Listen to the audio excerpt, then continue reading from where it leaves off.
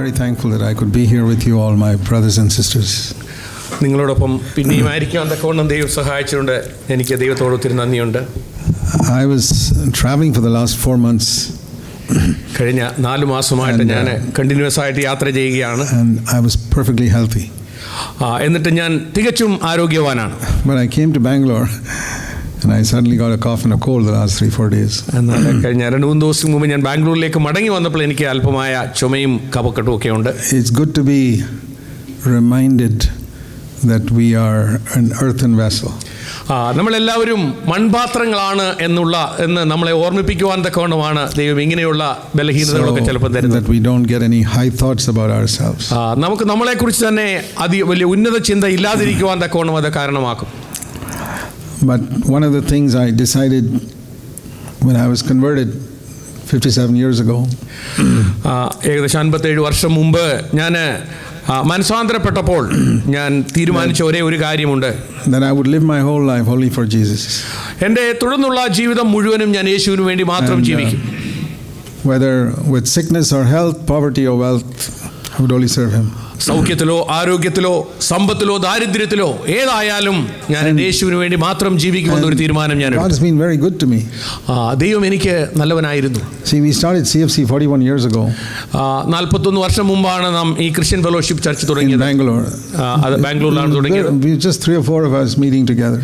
അന്ന് ഞങ്ങൾ 3-4 പേര് മാത്രമാണ് അന്ന് കൂടി വരുവാനുണ്ടായിരുന്നത്. And since that time God has raised up in so many countries about 100 fellowships. അതിനുശേഷം ലോകത്തിന്റെ വിവിധ രാജ്യങ്ങളിലായിട്ട് 100-ൽ അധികം കൂട്ടായ്മകളെ അതിൽ നിന്ന് ഉളവാക്കുവാൻ തക്കവണ്ണം ദൈവം ഇടയാക്കി. And God has enabled me all these years to be able to travel without a problem. ഈ കഴിഞ്ഞ വർഷങ്ങളിലെല്ലാം ഒരു പ്രശ്നവും കൂടാതെ തന്നെ ഈ സ്ഥലങ്ങളിലേക്കൊക്കെ യാത്ര ചെയ്യുവാൻ തക്കവണ്ണം ദൈവം എന്നെ സഹായിച്ചുകൊണ്ടിരിക്കുന്നു. And in all these 41 years I've never missed a conference because of sickness or a missed flight or any such thing. ഈ കഴിഞ്ഞ 41 വർഷമായിട്ടും ആരോഗ്യ പ്രശ്നം കാരണമായിട്ടോ മറ്റെന്തെങ്കിലും സാങ്കേതിക തടസ്സം കാരണമായിട്ടോ ഒരു കോൺഫറൻസ് പോലും നഷ്ടപ്പെടുവാൻ തക്കവണ്ണം ദൈവം എന്നെ അനുവദിച്ചില്ല. I praise God for that. അതിനായിട്ട് ഞാൻ ദൈവത്തിന് നന്ദി പറയുന്നു. I'm glad I could be here. പിന്നെ നിങ്ങളോടൊപ്പം ആയിരിക്കുന്നതിൽ എനിക്ക് വളരെ സന്തോഷമുണ്ട്. You know, the burden God has laid on my heart in the last 41 years. കഴിഞ്ഞ 41 വർഷമായിട്ട് എൻ്റെ ഹൃദയത്തിൽ ദൈവം എനിക്ക് തന്നിരിക്കുന്ന ഭാരം ഇതാണ്. Is to teach those things in the Bible which are not being taught by other Bible teachers. മറ്റ് ബൈബിൾ പഠിപ്പിക്കുന്ന ആൾക്കാർ പഠിപ്പിക്കാത്ത ബൈബിളിലെ പ്രത്യേകമായ വിഷയങ്ങൾ പഠിപ്പിക്കുവാനുള്ള ഒരു ഹൃദയഭാരമാണ് എനിക്ക് ദൈവം തന്നിരിക്കുന്നത്. See, for example, if you have a hospital, ഉദാഹരണത്തിന് നിങ്ങൾക്ക് ഒരു ആശുപത്രി ഉണ്ടെന്ന് ഇരിക്കട്ടെ. A church is like a hospital. ഒരു സഭ എന്ന് പറയുന്നത് ഒരു ആശുപത്രി പോലെയാണ്. And in a hospital, supposing you have an eye department and a ear department. ഒരു ആശുപത്രിയിൽ സാധാരണ കണ്ണിന് പ്രത്യേക ഡിപ്പാർട്ട്മെന്റ് ഉണ്ട്, ചെവിക്ക് വേറെ ഡിപ്പാർട്ട്മെന്റ് ഉണ്ട്. But some important departments like heart surgery is not there. എന്നാൽ ചില ആശുപത്രികളിൽ വളരെ പ്രധാനപ്പെട്ട ചില വിഭാഗമായ ഹൃദയ ശസ്ത്രക്രിയ നടത്തുന്ന വിഭാഗം ഒരുപക്ഷെ ഉണ്ടായിരിക്കില്ല. To treat a person for a kidney transplant or അല്ലെങ്കിൽ വൃക്ക മാറ്റിവെക്കുന്ന ആ ശസ്ത്രക്രിയ ചെയ്യുന്ന അതിനുള്ള സൗകര്യങ്ങൾ ചില ആശുപത്രിയിൽ ഉണ്ടായിരിക്കില്ല. So then something is missing in that hospital. അങ്ങനെയെങ്കിൽ അങ്ങനെയുള്ള ആശുപത്രിയിൽ ചില കാര്യങ്ങൾ അവിടെ ഇല്ല എന്നുള്ളത് നമുക്ക് മനസ്സിലാക്കണം. You don't want a hospital with just treating eyes and ears. കണ്ണും ചെവിയും മാത്രം ചികിത്സിച്ച് സുഖപ്പെടുന്ന ആശുപത്രി മാത്രമല്ല നമ്മൾ ആഗ്രഹിക്കുന്നത്. When the hospital is missing certain important departments, ചില ആശുപത്രിയിൽ ഇങ്ങനെ പ്രധാനപ്പെട്ട ചില വിഭാഗങ്ങൾ ഇല്ലാതെ വരുമ്പോൾ a person who wants to build an all-round hospital will fill up those departments. എന്നാൽ എല്ലാ വിഭാഗങ്ങളും ഉള്ള ഒരു ആശുപത്രി പണിയുവാൻ ഒരാൾ ആഗ്രഹിക്കുമ്പോൾ അദ്ദേഹം ഇങ്ങനെയുള്ള എല്ലാ വിഭാഗങ്ങളും അതിൽ ഉൾക്കൊള്ളിക്കും. And when I looked at a lot of things that was being preached in Christendom, ഇന്ന് ക്രിസ്തീയ ഗോളത്തിൽ പ്രസംഗിക്കപ്പെടുന്ന പഠിപ്പിക്കപ്പെടുന്ന കാര്യങ്ങൾ എന്താണെന്ന് ഞാൻ ചിന്തിച്ചപ്പോൾ I found certain very important things in scripture missing. എന്നാൽ ദൈവവചനത്തിലുള്ള വളരെ പ്രധാനപ്പെട്ട പല കാര്യങ്ങളും ഇന്ന് പഠിപ്പിക്കപ്പെടുന്നില്ല എന്നത് എനിക്ക് മനസ്സിലായി. You examine your own lives. നമുക്ക് നമ്മുടെ സ്വന്തം ജീവിതത്തെ ഒന്ന് പരിശോധിക്കാം. Before you came in touch with CFC or our ministry, ഞങ്ങളുടെ ശുശ്രൂഷയോ ഞങ്ങൾ CFC സഭയുമായിട്ട് നിങ്ങൾ ബന്ധപ്പെടുന്നതിന് മുമ്പ് you ask yourself, നിങ്ങൾ നിങ്ങളോട് തന്നെ ചോദിക്കുക, how much did you hear about overcoming anger? കോപത്തെ ജയിക്കുന്നതിനെ കുറിച്ച് വേറെ എവിടെയാണ് നിങ്ങൾ ഒരു പ്രസംഗം കേട്ടിട്ടുള്ളത്? How much did you hear about preaching against sexual sin and pornography? ലൈംഗിക മ്ലേച്ഛതകളെ കുറിച്ചും ലൈംഗിക പാപങ്ങളെ കുറിച്ചും അതിനെതിരായിട്ട് പ്രസംഗിക്കുന്ന പ്രസംഗം നിങ്ങൾ എവിടെയാണ് How much did you hear about being free from the love of money? ധനമോഹത്തിൽ നിന്ന് സ്വതന്ത്രരാകുന്നതിനെ കുറിച്ചുള്ള പ്രസംഗം നിങ്ങൾ എവിടെയാണ് കേട്ടത്? How much did you hear about husband and wife living at home without raising their voice at each other? ഭാര്യ ഭർത്താക്കന്മാർ അന്യോന്യം ശണ്ടയിടാതെ സമാധാനത്തോടെ പാർക്കുന്ന വിഷയത്തെക്കുറിച്ച് ഒരു പ്രസംഗം നിങ്ങൾ എവിടെയാണ് കേട്ടത്? I mean, you go to YouTube today, see, find out how many messages there are on these subjects. നിങ്ങൾ ഇന്ന് യൂട്യൂബ് സെർച്ച് ചെയ്ത് നോക്കുക, ഇങ്ങനെയുള്ള വിഷയത്തെക്കുറിച്ച് എത്ര പ്രസംഗങ്ങൾ നിങ്ങൾക്ക് കേൾക്കാൻ കഴിയും? How much have you heard about rejoice in the Lord always, 24 hours a day, 7 days a week? കർത്താവിൽ എപ്പോഴും സന്തോഷിക്കുക, ദിവസം 7 മണിക്കൂർ 24 മണിക്കൂർ 7 ദിവസവും അങ്ങനെ എപ്പോഴും സന്തോഷിക്കുക എന്നുള്ള ഒരു സന്ദേശം നിങ്ങൾ എപ്പോഴാണ് കേട്ടത്? That's in the Bible. അത് വേദപുസ്തകത്തിലുള്ള വാക്യമാണ്. Most people don't preach it because they don't അനേകർ അത് practice it. പ്രസംഗിക്കാറില്ല, കാര്യം അവരത് പ്രായോഗിക ജീവിതത്തിൽ വരുത്തുന്നില്ല. Or Philippians 2, it says, do everything without murmuring, without grumbling. ഫിലിപ്പിയ ലേഖനം 2-ാം അധ്യായത്തിൽ നാം വായിക്കും, നിങ്ങൾ എല്ലാം പിറുപിറുപ്പും വാദവും കൂടാതെ ചെയ്യും. And be anxious for nothing. ഒന്നിനെക്കുറിച്ചും വിചാരപ്പെടരുത്. See, there are so many important things like this completely missing in today's preaching. ഇങ്ങനെയുള്ള പ്രധാനപ്പെട്ട എത്രയോ വലിയ വിഷയങ്ങളാണ് ഇന്നത്തെ പ്രസംഗങ്ങളിൽ നമുക്ക് നഷ്ടപ്പെട്ടുകൊണ്ടിരിക്കുന്നത്. And they are preaching things which are not in the New Testament. എന്നാൽ പുതിയ നിയമത്തിൽ ഇല്ലാത്ത പല കാര്യങ്ങളും അവരെ പ്രസംഗിക്കുകയും ചെയ്യുകയും ചെയ്യുന്നു. For example, ഉദാഹരണത്തിന് there's not a single verse in the entire New Testament that says that Christians should pay their tithe. പുതിയ നിയമത്തിൽ ഒരൊറ്റ ഇടത്ത് പോലും ക്രിസ്ത്യാനികൾ അവരുടെ ദശാംശം കൊടുക്കണമെന്ന് എഴുതിയിട്ടില്ല. But that is one of the most popular subjects today. എന്നാൽ ഇന്ന് പ്രസംഗിക്കപ്പെടുന്ന ഏറ്റവും പ്രശസ്തമായ ഒരു വിഷയമാണത്.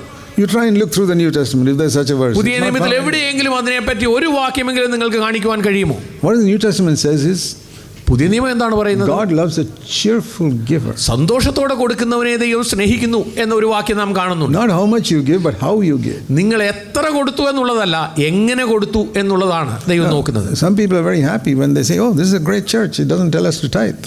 പലർക്കും നമ്മുടെ സഭയിൽ വരാൻ ഇഷ്ടമാണ്, കാര്യം ദശാംശം കൊടുക്കുന്ന കാര്യത്തെക്കുറിച്ച് ഇവിടെ പ്രസംഗിക്കുന്നില്ല, ഇവിടെ പണപ്പിരിവ് നടത്തുന്നില്ല. That attitude itself shows something is fundamentally wrong with you. അങ്ങനെയുള്ള മനോഭാവമാണെങ്കിൽ അടിസ്ഥാനപരമായിട്ട് നിങ്ങളിലെ ചില കാര്യങ്ങൾ ശരിയല്ല എന്നാണ് അത് തെളിയിക്കുന്നത്. See, for example, in our church, all these 41 years, we've stood against dowry. കഴിഞ്ഞ ഈ 41 വർഷക്കാലം സ്ത്രീധനത്തിനെതിരായിട്ട് നിലകൊണ്ട ഒരു സഭയാണ് നമ്മുടെ. There's almost no church in India that stands against it, whether Roman Catholic or Pentecostal. ഇന്ത്യയിൽ പ്രത്യേകിച്ച് ഒരു സഭകൾ പോലും ഇതിനെതിരായി നമ്മളെപ്പോലെ ഇതിനെതിരായിട്ട് ശക്തമായിട്ട് നിന്നിട്ടില്ല, Roman കത്തോലിക്കരായാലും ബെന്തിക്കോസ് സഭയായാലും. Why is it this heathen custom, which even the government of India is standing against, Christian churches don't stand against? എന്തുകൊണ്ടാണ് ഈ ജാതീയമായ രീതി ഈ ഇന്ത്യ ഗവൺമെന്റ് പോലും എതിർത്ത് നിൽക്കുന്ന ഈ സ്ത്രീധന സമ്പ്രദായം അതെങ്ങനെയാണ് ക്രിസ്തീയ സഭകളിൽ കടന്നുകൂടിയത്? I'm just trying to tell you how much Christianity has drifted away from the standard of God's word. ദൈവത്തിന്റെ വചനത്തിന്റെ യഥാർത്ഥ നിലവാരത്തിൽ നിന്ന് എത്ര അധപ്പതിച്ചു പോയി ഇന്നത്തെ ക്രിസ്ത്യാനിത്വം എന്നുള്ളത് ഈ വിഷയങ്ങളിൽ നമുക്ക് വ്യക്തമായിട്ട് മനസ്സിലാകും. You know, those of us from India know the corporation government schools in India, nobody sends their children to those schools. നമുക്കറിയാം നമ്മുടെ നാട്ടിലെ ഗവൺമെന്റ് വിദ്യാലയങ്ങളിൽ ആരും തന്നെ കുഞ്ഞുങ്ങളെ അവിടെ പഠിക്കാൻ വിടാറില്ല. Why is that? എന്തുകൊണ്ടാണ് അവിടെ വിടാത്തത്? Because the standard is so low, the teachers don't come and the children who come don't take their studies seriously. അവിടുത്തെ വിദ്യാഭ്യാസം നിലവാരം വളരെ തരം താണതാണ്. അവിടെ സമയത്ത് അധ്യാപകർ വരാറില്ല, അവിടെ പോകുന്ന പിള്ളേർ വേണ്ടതുപോലെ പഠിക്കാറില്ല. How is it that many of you who are very careful to spend so much money to educate your children in a good school, എന്നാൽ നിങ്ങൾ ഓരോരുത്തരും എത്ര പണം ചെലവാക്കിയാലും ഏറ്റവും നല്ല സ്കൂളിൽ നിങ്ങളുടെ കുഞ്ഞുങ്ങളെ പഠിപ്പിക്കണമെന്ന് ആ വിഷയത്തിൽ നിങ്ങൾക്ക് വളരെ നിർബന്ധ ബുദ്ധി എന്താണുള്ളത്? why is it you don't look for a church like that? എന്നാൽ സഭയോടുള്ള ബന്ധത്തിൽ അങ്ങനെ ഒരു സഭ എന്താണ് നിങ്ങൾ തിരഞ്ഞെടുക്കാത്തത്? Why don't you send your when somebody is sick to a government hospital? നിങ്ങൾ ഈ നാട്ടിലെ ഈ സർക്കാർ ആശുപത്രിയിൽ എന്താണ് നിങ്ങൾ രോഗികളെ വിടാത്തത്? Why do you go to a good private hospital? എന്തുകൊണ്ടാണ് നിങ്ങൾ ഒരു നല്ല പ്രൈവറ്റ് ആശുപത്രിയിൽ രോഗചികിത്സയ്ക്കായിട്ട് പോകുന്നത്? Because you know in a government hospital you'll go there and get sicknesses which you never had before. കാരണം നാട്ടിലെ സർക്കാർ ആശുപത്രികളിൽ പോയി കഴിഞ്ഞാൽ നിങ്ങൾ പോകുന്നതിനെക്കാട്ടിൽ കൂടുതൽ രോഗവും കൊണ്ടാണ് മടങ്ങി വരുന്നത്. That's how many churches are. ഇന്ന് അനേക സഭകളുടെയും സ്ഥിതി അതാണ്. I ask this question: why are people so careful to get a good school for their children? ഞാൻ പലപ്പോഴും ചോദിക്കാറുണ്ട്, എന്തുകൊണ്ടാണ് തങ്ങളുടെ കുഞ്ഞുങ്ങൾക്ക് ഏറ്റവും ഉന്നത നിലവാരമുള്ള സ്കൂൾ വേണമെന്ന് നമ്മൾ നിർബന്ധം പിടിക്കും? Good hospital when somebody is sick. എന്നാൽ നമ്മൾ രോഗികളായിരിക്കുമ്പോൾ ഏറ്റവും നല്ല ആശുപത്രി കൊണ്ട് ചികിത്സിക്കണമെന്ന് നമുക്ക്. Church, it doesn't matter. എന്നാൽ സഭ, ഏത് സഭയായാലും കുഴപ്പമില്ല. I'll tell you why. ഞാൻ പറയാം എന്താണ് കാരണം. Because such Christians value education. അങ്ങനെയുള്ളവർ വിദ്യാഭ്യാസത്തിനാണ് ഏറ്റവും വില കൊടുക്കുന്നത്. They value health. അവർ ആരോഗ്യത്തിന് വിലമതിക്കുന്നു. But they don't value their spiritual life as much. എന്നാൽ അവരുടെ ആത്മീയ ജീവിതത്തെ അവർ അത്രത്തോളം വില കൽപ്പിക്കുന്നില്ല. And if you're like that, that refers to you. നിങ്ങളും അങ്ങനെയുള്ള ഒരു വ്യക്തിയാണെങ്കിൽ ഞാൻ ഈ പറയുന്ന കാര്യം നിങ്ങളെ ബാധിക്കുന്ന വിഷയമാണ്. We're willing to spend so much money for good treatment and good education. നല്ല വിദ്യാഭ്യാസത്തിനും നല്ല ചികിത്സയ്ക്കും വേണ്ടി നാം എത്ര പണം വേണേലും ചെലവഴിക്കാൻ താല്പര്യമുള്ളവരാണ്. What you're willing to spend time and money for shows what you really value in your life. നിങ്ങളുടെ സമയവും പണവും ചെലവഴിക്കാൻ നിങ്ങൾക്ക് താല്പര്യമുള്ള വിഷയം എന്താണ് എന്ന് കണ്ടാൽ അറിയാം നിങ്ങൾ ശരിക്കും ഏത് വിഷയത്തിലാണ് നിങ്ങൾ താല്പര്യം. I value the things of God in my life because I spent my time and my money for that. ഞാൻ ദൈവത്തിന്റെ വിഷയമാണ് എൻ്റെ ജീവിതത്തിൽ, ദൈവകാര്യങ്ങളാണ് എൻ്റെ ജീവിതത്തിൽ ഏറ്റവും അധികം വില മതിക്കുന്ന കാര്യം. എൻ്റെ പണവും എൻ്റെ സമയവും എല്ലാം ഞാൻ ചെലവഴിക്കുന്നത് അതിനുവേണ്ടി മാത്രമാണ്. You ask yourself. നിങ്ങൾ നിങ്ങളോട് തന്നെ ചോദിക്കുക. Do you ever spend time and money on things you don't value? നിങ്ങൾ വിലമതിക്കാത്ത എന്തെങ്കിലും കാര്യത്തിന് നിങ്ങളുടെ സമയവും പണവും നിങ്ങൾ ചെലവിടാറുണ്ടോ? You only spend time and money on things you value. നിങ്ങൾ വിലമതിക്കുന്ന കാര്യങ്ങൾക്ക് മാത്രമേ നിങ്ങൾ സമയവും പണവും ചെലവഴിക്കാറുള്ളൂ. Thereby you can know how much you value the things of God. അങ്ങനെയാണ് ദൈവത്തിന്റെ കാര്യങ്ങൾക്ക് നിങ്ങൾ എത്ര വില കൽപ്പിക്കുന്നു എന്നുള്ളത് മനസ്സിലാകുന്നത്. That's for you to examine yourself. ഇത് നിങ്ങളോട് തന്നെ ചോദിക്കേണ്ട കാര്യമാണ്. So when Christendom has gone down to such a low level, ഇത്ര ഒരു താഴ്ന്ന നിലവാരത്തിലേക്ക് ക്രിസ്തീയ ഗോളം അധപ്പതിച്ചിരിക്കുമ്പോൾ, it's happened many times in church history. സഭയുടെ ചരിത്രം നോക്കിയാൽ അനേക പ്രാവശ്യം ഇത് സംഭവിച്ചിട്ടുള്ളതായിട്ട് നമുക്ക് കാണാം. You read in the Old Testament also. പഴയ നിയമത്തിൽ നാം നോക്കിയാൽ കാണാം. You see, when Israel started with such tremendous power in the days of Joshua. യോശുവയുടെ സമയത്ത് വളരെ ശക്തിയോടെ തുടക്കമിട്ടതാണ് Israel. That is something like Acts of the Apostles in the New Testament. പുതിയ നിയമത്തിൽ അപ്പോസ്തല പ്രവൃത്തിയുടെ സമയത്ത് അപ്പോസ്തലന്മാരുടെ പ്രവർത്തനവും അങ്ങനെ തന്നെയായിരുന്നു. But then you read after that Judges, Kings, Chronicles. എന്നാൽ പഴയ നിയമത്തിൽ Israel started going down. ന്യായാധിപന്മാർ, രാജാക്കന്മാർ, ദിനവൃത്താന്തം, ആ പുസ്തകങ്ങൾ ഇങ്ങനെ വായിച്ചു വരുമ്പോഴത്തേക്ക് അവരുടെ മൂല്യച്യുതി നമുക്ക് കാണുവാൻ. And you see, always the reason was the leadership was very poor. അതിനെല്ലാം അതിന്റെ പ്രധാനമായിട്ടുള്ള കാരണം നമ്മൾ കാണുന്നത് അന്ന് ഉണ്ടായിരുന്ന ആ നേതൃത്വ നിലയിലുള്ളവരുടെ ആ നിലവാരം വളരെ വില കുറഞ്ഞതാണ്. Israel would worship idols because the king was worshiping idols. Israel വിഗ്രഹാരാധന തുടങ്ങി, കാരണം അവിടെ രാജാവ് വിഗ്രഹങ്ങളെ ആരാധിക്കാൻ തുടങ്ങി. And every now and then you find God would send a prophet. ആ കാലയളവിലാണ് ഇടയ്ക്കിടയ്ക്ക് ദൈവം ഓരോ പ്രവാചകന്മാരെ അവരുടെ മധ്യത്തിലേക്ക് അയച്ചു. And raised the standard of Israel. അങ്ങനെ ഇസ്രായേലിന്റെ നിലവാരം പിന്നെയും ഉയർത്തുവാൻ ദൈവം ശ്രമിച്ചു. Let me give you one example. നിങ്ങൾക്ക് ഒരു ഉദാഹരണം കാണിക്കുവാൻ ഞാൻ ആഗ്രഹിക്കുന്നു. You know that in Joshua's time God manifested himself with such tremendous power. യോശുവയുടെ സമയത്ത് ദൈവം ഒരു വലിയ ശക്തി പ്രകടമാക്കിയതാണ് അവരുടെ മധ്യത്തിൽ. He made the sun stop in the sky for 24 hours. ഏകദേശം 24 മണിക്കൂറോളം സൂര്യനോട് ഒരു സ്ഥലത്ത് അനങ്ങാതെ നിൽക്കുവാൻ പറഞ്ഞു. That's never happened in the history of humanity. മനുഷ്യ ചരിത്രത്തിൽ ഒരിക്കലും നടന്നിട്ടില്ലാത്ത ഒരു സംഭവമാണ്. And God did that so that Israel could defeat their enemies. ഇസ്രായേലിന് തന്റെ ശത്രുക്കളെ പരാജയപ്പെടുത്തുന്നതിന് വേണ്ടിയാണ് ദൈവം അങ്ങനെ സൂര്യനോട് അവിടെ നിൽക്കുവാൻ പറഞ്ഞത്. And the walls of Jericho fell down without their touching it. ഒരു മനുഷ്യന്റെയും കരം തൊടാതെ തന്നെ വളരെ ശക്തമായിരുന്ന ഈ ജെറിക്കോ കോട്ട തകർന്നു വീണു. They had a strong leader. കാര്യം അവർക്ക് നല്ല ശക്തമായ ഒരു നേതാവ് ഉണ്ടായിരുന്നു. Like Joshua. ജോഷുവയെ പോലെ നല്ല ശക്തനായ ഒരു നേതാവ് ഉണ്ടായിരുന്നു. Followed in the footsteps of Moses. മോശയുടെ അതേ കാൽച്ചുവടുകൾ പിൻപറ്റിയ ഒരു നേതാവായിരുന്നു യോശുവ. Moses was a very strong leader. മോശ വളരെ ശക്തനായ ഒരു നേതാവായിരുന്നു. He kept Israel following the Lord for 40 years. ഏകദേശം 40 വർഷക്കാലം മോശയാണ് ഇസ്രായേലിനെ ദൈവത്തിന്റെ കൽപ്പനയുടെ വഴിയിൽ നടക്കുവാൻ പ്രേരിപ്പിച്ചത്. If he went away up to a mountain for just 40 days, ഏകദേശം 40 ദിവസത്തോളം മോശ മലയിൽ കയറിപ്പോയി. Immediately all the nation of Israel started worshiping idols. ഉടനെ തന്നെ നമുക്കറിയാം ഇസ്രായേൽ മുഴുവനും വിഗ്രഹങ്ങളിലേക്ക് തിരിഞ്ഞ് വിഗ്രഹാരാധന തുടങ്ങി. They made a calf of gold. അവര് സ്വർണം കൊണ്ടൊരു കാളയെ ഉണ്ടാക്കി. And do you know what they called that golden calf? ആ സ്വർണ്ണ കാളയ്ക്ക് അവരെന്താണ് വിളിച്ചത്? You know the name of it? എന്തുവാന്ന് അറിയാമോ? Jehovah. യഹോവ എന്നാണ് അവരതിന് പേര് വിളിച്ചത്. I don't know whether you know that. നിങ്ങൾക്കത് അറിയാമോ എന്ന് Can you എനിക്കറിയില്ല. imagine if this man of God is just away for 1 month.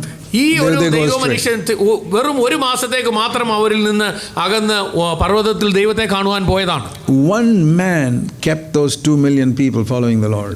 ആ 20 ലക്ഷം ആൾക്കാരെ ദൈവത്തെ പിൻപറ്റുവാൻ തക്കവണ്ണം ഇടയാക്കിയത് ഒരേ ഒരു മനുഷ്യനാണ്. And when he was old and dying, God said, now appoint Joshua to succeed you. എന്നാൽ ഈ മോശ പ്രായമായി മരിക്കാനായപ്പോൾ മോശയോട് ദൈവം പറയുകയാണ്, യോശുവയോട് ദൈവം പറയുകയാണ് മോശയെ To follow. മോശയെ പിൻപറ്റുവാൻ തക്കവണ്ണം. Now Moses had 2 sons, but God did not choose any of them. എന്നാൽ മോശയ്ക്ക് 2 പുത്രന്മാരുണ്ടായിരുന്നു. അവരിൽ ആരെയും ദൈവം തിരഞ്ഞെടുത്തില്ല. Because they didn't follow in Moses' footsteps. കാരണം മോശയുടെ ആ കാൽച്ചുവട് പിൻപറ്റി പോകുവാൻ അവർക്ക് താല്പര്യമില്ലായിരുന്നു. The reason was they had a very worldly mother. അതിന്റെ കാരണം അവർക്ക് ലോകമയത്വം നിറഞ്ഞ ഒരു മാതാവായിരുന്നു ഉണ്ടായിരുന്നത്. That's not the way a man of God's children should be. ഒരു ദൈവ മനുഷ്യന്റെ മക്കൾ അങ്ങനെ ആയിരിക്കരുത്. A man of God's children should follow in his footsteps. ഒരു ദൈവ മനുഷ്യന്റെ മക്കൾ അവന്റെ കാൽച്ചുവടുകളെയാണ് പിൻപറ്റേണ്ടത്. But not Moses' children. പക്ഷേ മോശയുടെ മക്കൾക്ക് അത് പറ്റിയില്ല. But he found Joshua.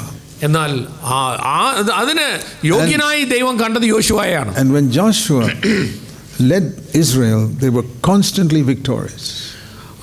എന്നാൽ യോശുവ ഇസ്രായേലിനെ കണ്ടപ്പോൾ അവര് നിരന്തരം leading Israel. ഇസ്രായേലിനെ നയിച്ചപ്പോൾ they were always victorious. അവർ എപ്പോഴും പിന്മാറി പോകുന്നവരായിട്ടാണ് കണ്ടത്. As soon as he died, എന്നാൽ യോശുവ മരിച്ചപ്പോൾ for a long period of many years in the book of Judges they went astray. നമുക്കറിയാം ന്യായാധിപന്മാരുടെ പുസ്തകം വായിച്ചാൽ അനേക വർഷങ്ങൾ അവരെല്ലാം പിന്മാറി നാശത്തിലേക്ക് പോയതായിട്ട് നമുക്ക് കാണാം. 300-400 years they went completely astray. 300-400 വർഷം അവർ പൂർണ്ണമായിട്ടും പിന്മാറി നാശത്തിന്റെ വഴിയിലേക്ക് പോയി. And the book of Judges is described in 1 verse. ന്യായാധിപന്മാരുടെ പുസ്തകം ഒരു വാക്യത്തിൽ ഇങ്ങനെ പറയാം. The last verse of Judges. ഈ ന്യായാധിപന്മാരുടെ പുസ്തകം അതിന്റെ അവസാനത്തെ വാക്യം. Judges in chapter 21 verse 25. അതിന്റെ 21-ാം അധ്യായത്തിന്റെ 25-ാം വാക്യം. There was no king in Israel. ആ കാലത്ത് ഇസ്രായേലിൽ രാജാവില്ലായിരുന്നു. They didn't have a proper leader. അവർക്ക് ഒരു ശരിയായ നേതാവില്ലായിരുന്നു. Everyone did whatever they felt was right in their own eyes. ഓരോരുത്തരും തനിക്ക് ബോധിച്ചതുപോലെ നടന്നു. This is a perfect description of Christianity today. ഈ ക്രിസ്ത്യാനിത്തെ കുറിച്ചുള്ള ശരിയായ നിർവചനം ഇതാ. ഇന്നത്തെ ക്രിസ്ത്യാനിയെ നോക്കിയാൽ ശരിയായിട്ടൊരു നിർവചനം ഇത് തന്നെയാണ്. Don't take God's word exactly. ദൈവത്തിന്റെ വചനം അതിന്റെ യഥാർത്ഥ രൂപത്തിൽ കൈക്കൊള്ളാതെ അവരവർക്ക് ബോധിച്ചതുപോലെ നടക്കുന്ന ഒരു അവസ്ഥ. They do whatever is right according to their understanding. അവരുടെ ബോധ്യത്തിനനുസരിച്ച് ശരിയായി തോന്നുന്നത് ചെയ്തുകൊണ്ട് ജീവിക്കുന്ന ഒരു അവസ്ഥ. I'll give you an example. ഒരു ഉദാഹരണം കൂടെ പറയാം. The Bible says rejoice in the Lord always. Philippians 4:4. ഫിലിപ്പിയ ലേഖനം 4-ാം അധ്യായത്തിന്റെ 4-ാം വാക്യത്തിൽ എപ്പോഴും സന്തോഷിപ്പീൻ എന്നൊരു വാക്യമുണ്ട്. Always means 24 hours a day, 7 days a week. എപ്പോഴും എന്ന് പറഞ്ഞാൽ ഒരു ദിവസം 24 മണിക്കൂറും ആഴ്ചയിൽ 7 ദിവസവും. But people say, എന്നാൽ ആൾക്കാർ പറയുന്നത്, ക്രിസ്ത്യാനികൾ പറയുന്നത്, born again Christians, വീണ്ടും ജനിച്ച ക്രിസ്ത്യാനികൾ പറയുന്നത് that is impossible. അത് തികച്ചും അസാധ്യമായ ഒരു കാര്യമാണ്. Nobody can rejoice 24 hours a day and 7 days a week. ഒരു ദിവസം 24 മണിക്കൂറും ആഴ്ചയിൽ 7 ദിവസവും എപ്പോഴും സന്തോഷിക്കുക എന്ന് പറഞ്ഞാൽ പ്രായോഗികമായിട്ട് നടക്കാത്ത കാര്യമാണ്. So many problems in the world, how can you rejoice? വളരെയധികം പ്രശ്നങ്ങൾ നിറഞ്ഞ ഈ ലോകത്തിൽ എങ്ങനെയാണ് എപ്പോഴും സന്തോഷിക്കുന്നത്? The Lord's not asking you to rejoice in your circumstances, He's telling you to rejoice in the Lord. കർത്താവ് നിങ്ങളുടെ സാഹചര്യങ്ങളെ നോക്കി സാഹചര്യങ്ങൾ കണ്ടുകൊണ്ട് സന്തോഷിക്കുവാനല്ല പറയുന്നത്, കർത്താവിൽ സന്തോഷിക്കുവാനാണ് പറയുന്നത്. I cannot rejoice in my circumstances. എന്റെ സാഹചര്യത്തെ നോക്കിയാൽ എനിക്ക് ഒരിക്കലും സന്തോഷിക്കാൻ കഴിയില്ല. But I can rejoice in the Lord because He is absolutely unchanging. എന്നാൽ എനിക്ക് കർത്താവിൽ എപ്പോഴും സന്തോഷിക്കാൻ പറ്റിയ കാര്യം അവൻ ഒരിക്കലും മാറ്റമില്ലാത്തവനാണ്. He's unchanging in His love. അവന്റെ സ്നേഹത്തിന് ഒരു മാറ്റവുമില്ല. Unchanging in His care for me. എന്നെ കുറിച്ചുള്ള കരുതലിന് ഒരു മാറ്റവുമില്ല. Why can't I rejoice in that all the time? അങ്ങനെയെങ്കിൽ എനിക്ക് എപ്പോഴും അവനിൽ സന്തോഷിക്കാൻ കഴിയില്ലേ? Let the circumstances be what they are. സാഹചര്യം എന്തുമായിക്കോട്ടെ. If something goes wrong, let it go wrong, but God is still on the throne. കാര്യങ്ങൾ എന്തും തെറ്റായി പോകുന്നെങ്കിൽ അത് അങ്ങനെ പോയിക്കോട്ടെ, പക്ഷെങ്കിൽ കർത്താവിന് വ്യത്യാസമില്ല. If people are against me, let them be against me. ആര് എനിക്ക് എതിരായിട്ട് വന്നാലും അവരെ എനിക്ക് എതിരായിക്കോട്ടെ. God will make everything work for good. കാര്യം ദൈവം എനിക്കെല്ലാം നന്മയ്ക്കായിട്ട് കൂടി വ്യാപരിപ്പിക്കുന്ന ദൈവമാണ്. So that's an example of everybody does what they think is right. ഇതാണ് ഓരോരുത്തരും അവനവന് ബോധിച്ചതുപോലെ നടന്നു എന്ന് പറയുന്നതിന്റെ. When it says do everything without murmuring and complaining, people say that is impossible. എല്ലാം പിറുപിറുപ്പും വാദവും കൂടാതെ ദൈവവചനം പറയുന്ന ആൾക്കാർ പറയുന്നു അതൊരിക്കലും സാധിക്കുന്ന വിഷയമേ അല്ല. This is the book of Judges.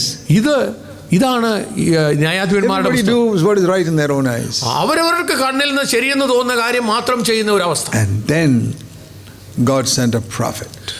അപ്പോഴാണ് അങ്ങനെ ഒരു അവസ്ഥയിലാണ് അവരുടെ മധ്യത്തിലേക്ക് ദൈവം തന്റെ പ്രവാചകനെ അയക്കുന്നത്. We read in 1 Samuel chapter 3. 1 ശമൂവേൽ അതിന്റെ 3-ാം അധ്യായത്തിൽ നാം വായിക്കുന്നു. The first verse. അതിന്റെ 1-ാമത്തെ വാക്യം. The last part. അതിന്റെ അവസാന ഭാഗ്യം. In those days the word from the Lord was very rare and visions were infrequent. ആ കാലത്ത് യഹോവയുടെ വചനം ദുർലഭമായിരുന്നു, ദർശനം ഏറെ ഇല്ലായിരുന്നു. Now they had the Bible. Those days 5 books of Moses was the Bible. അന്ന് അവർക്ക് മോശയുടെ ആ പഞ്ചഗ്രന്ഥം 5 പുസ്തകങ്ങൾ അടങ്ങിയ ബൈബിൾ ഉണ്ടായിരുന്നു. They had that. അവരുടെ കയ്യിൽ They had the book of Joshua. അവർക്ക് ജോഷുവയുടെ പുസ്തകം അവരുടെ കയ്യിലുണ്ടായിരുന്നു. That was the Bible those days. അന്നത്തെ വേദപുസ്തകം അതായിരുന്നു. But the word from the Lord is different from having a Bible. എന്നാൽ ദൈവത്തിൽ നിന്നുള്ള വചനം വേദപുസ്തകത്തിൽ നിന്നും വ്യത്യസ്തമായിരുന്നു. Today there are plenty of Bibles. ഇന്ന് ഇഷ്ടംപോലെ വേദപുസ്തകങ്ങളുണ്ട്. But the word from the Lord is rare. എന്നാൽ ദൈവത്തിൽ നിന്നുള്ള ആ നേരിട്ടുള്ള വചനം വളരെ അപൂർവമാണ്. Christianity today is just like the book of Judges. ന്യായാധിപന്മാരുടെ കാലത്തെ ഉണ്ടായിരുന്ന അതേ അവസ്ഥയാണ് ഇന്ന് ക്രിസ്ത്യാനിക്ക് That has happened at ക്രിസ്ത്യാനിത്വത്തിന് different times in Christian history. ക്രിസ്തീയ ചരിത്രത്തിൽ പല കാലഘട്ടങ്ങളിലും ഇങ്ങനെ ഒരവസ്ഥ വന്നിട്ടുണ്ട്. You know, for example, when hundreds of years the Roman Catholics taught that you can be saved by giving money to the church. നമുക്കറിയാം 100 വർഷങ്ങൾ Roman Catholic സഭ പണം കൊടുത്ത് നിങ്ങൾക്ക് രക്ഷ പ്രാപിക്കാൻ പറ്റുമെന്നുള്ള ആ ഒരു ഉപദേശം പഠിപ്പിച്ച സമയം God raised up one man അതിന്റെ മധ്യത്തിലാണ് ദൈവം ഒരു മനുഷ്യനെ എഴുന്നേൽപ്പിച്ചത്. about more than 500 years ago. ഏകദേശം 500 വർഷം മുമ്പ് Martin Luther. He stood against the whole thousands and thousands of priests and churches in the Roman Catholic system. Roman Catholic സിസ്റ്റത്തിലുള്ള ആയിരക്കണക്കിന് പുരോഹിതന്മാർക്കും സഭയ്ക്കും എതിരായിട്ട് ഒരേ ഒരു വ്യക്തിയാണ് One man. ഒരേ മനുഷ്യൻ. They tried to kill him. അദ്ദേഹത്തെ കൊല്ലുവാൻ വേണ്ടി അവർ വളരെ ശ്രമിച്ചു. God preserved his life. പക്ഷേ ദൈവം അവനെ സംരക്ഷിച്ചു. And he proclaimed that salvation is not by giving money anywhere but by faith. Martin Luther ആണ് പണം കൊണ്ടല്ല വിശ്വാസം മൂലമാണ് രക്ഷ എന്നുള്ള ആ സത്യം പ്രസംഗിച്ചത്. See, if God had not raised up somebody like that, അങ്ങനെ ഒരു വ്യക്തിയെ ദൈവം എഴുന്നേൽപ്പിച്ചില്ലായിരുന്നെങ്കിൽ it would have been again the Roman Catholic Church continuing for many hundreds of years. അനേക വർഷങ്ങൾ പിന്നെയും കത്തോലിക്ക സഭ മാത്രമേ ലോകത്തിൽ സഭയായിട്ട് ഉണ്ടാവുമായിരുന്നുള്ളൂ. But even what Luther started, എന്നാൽ ലൂതർ തുടങ്ങിയ സഭ that also declined after some time. കുറെ കാലം കഴിഞ്ഞപ്പോൾ അതും അധപ്പതിക്കുവാൻ തുടങ്ങി. Just like Joshua, the book of Joshua became the book of Judges. ജോഷുവയിൽ നിന്ന് ന്യായാധിപന്മാരുടെ പുസ്തകത്തിലേക്ക് വന്നപ്പോൾ ഉള്ള അധപതനം പോലെ തന്നെ. So what started with Martin Luther declined and became like the book of Judges again. അതെ, മാർട്ടിൻ ലൂതർ വളരെ ശക്തമായ ഒരു തുടക്കം ഇട്ടുവെങ്കിലും കുറെ കഴിഞ്ഞപ്പോൾ അത് പിന്നെയും തരം താണ ഒരവസ്ഥയിലേക്ക് വന്നു. And there was so much worldliness in the church in England in the 1700s. 17ാം നൂറ്റാണ്ടില് വളരെയധികം ലോകമയത്വം ഇംഗ്ലണ്ടിലൊക്കെയുള്ള സഭയിലേക്ക് കടന്നു കയറി. Raised up another man called John Wesley. അതിന്റെ മധ്യത്തിലാണ് ജോൺ വെസ്ലി എന്ന ഒരു ദൈവദാസനെ ദൈവം എഴുന്നേൽപ്പിച്ചത്. People tried to kill him. അദ്ദേഹത്തെയും കൊല്ലുവാൻ അനേകർ ശ്രമിച്ചു. They hated him. അദ്ദേഹത്തെ അവർ അധികം വെറുത്തു. All the Church of England would never allow him to preach in any of their churches. ഇംഗ്ലണ്ടിലെ സഭകളിലൊന്നും അദ്ദേഹത്തെ പ്രസംഗിക്കുവാൻ അനുവദിച്ചിരുന്നില്ല. He was the greatest man of God of his time. ആ കാലഘട്ടത്തിൽ ദൈവം ഉപയോഗിച്ച വളരെ ശക്തനായ ഒരു ദൈവത്തിന്റെ ദാസനായിരുന്നു അദ്ദേഹം. He found a number of people who received his message on holiness. വിശുദ്ധിയെക്കുറിച്ചുള്ള തന്നെ സന്ദേശം സ്വീകരിച്ച 100 കണക്കിന് ആൾക്കാർ അന്നുണ്ടായിരുന്നു.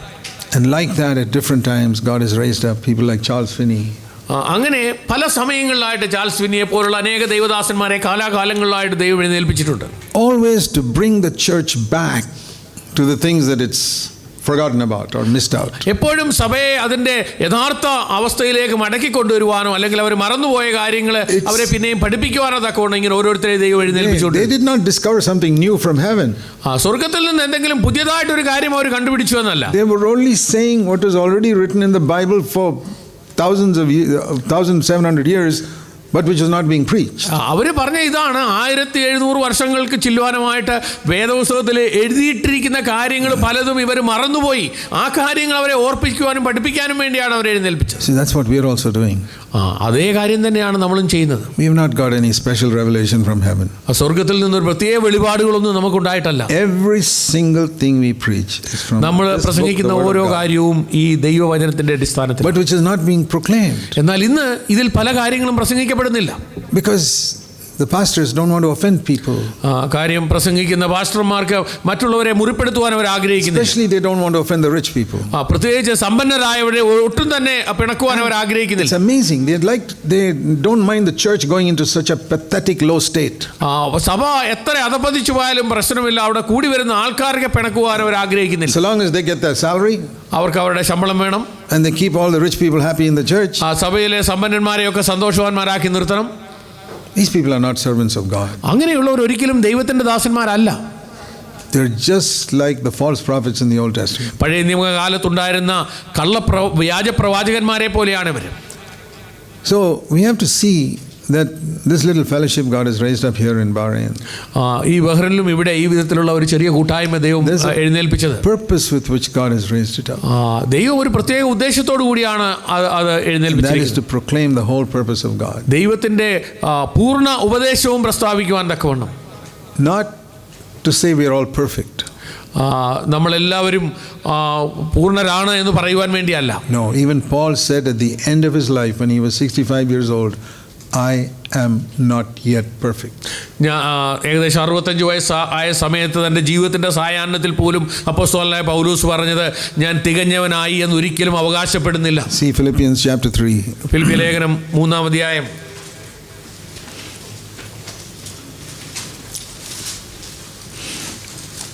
He was a radical Christian, Paul.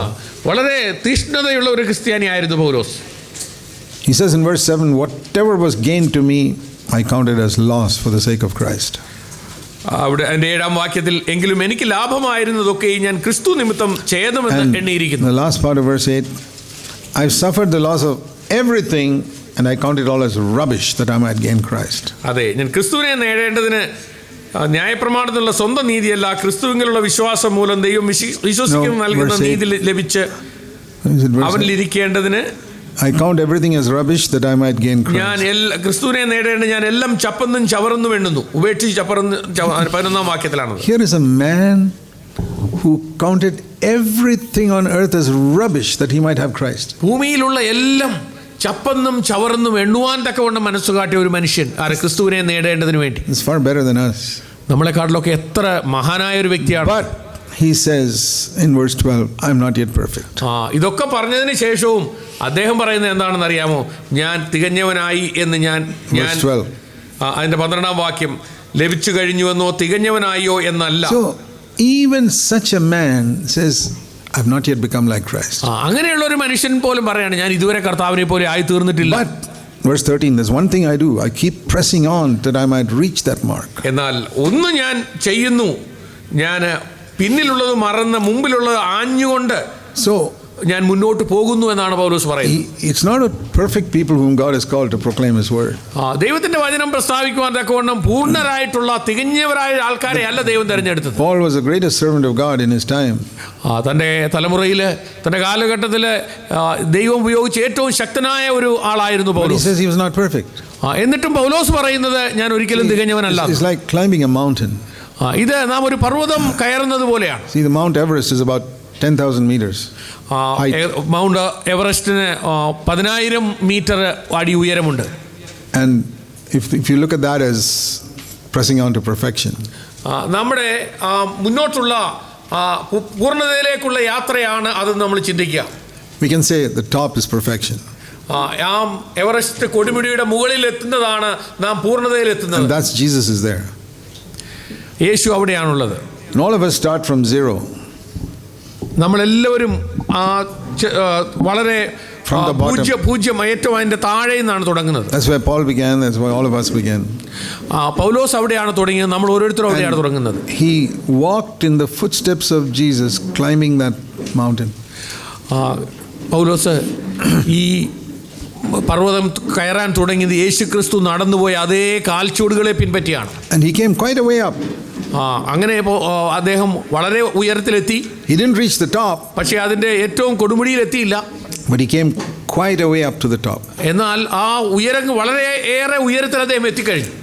And he looks back എന്നിട്ട് താൻ താഴോട്ട് നോക്കിയിട്ട് at other people മറ്റുള്ളവരെ നോക്കിയിട്ട് and says, follow me as I follow Christ. ഞാൻ ക്രിസ്തുവിന്റെ അനുകാരി ആയിരിക്കുന്നത് പോലെ നിങ്ങൾ എൻ്റെ അനുകാരികളാകുവീനെന്ന്. He didn't just preach to them. അദ്ദേഹം അവരോട് പ്രസംഗിച്ചു.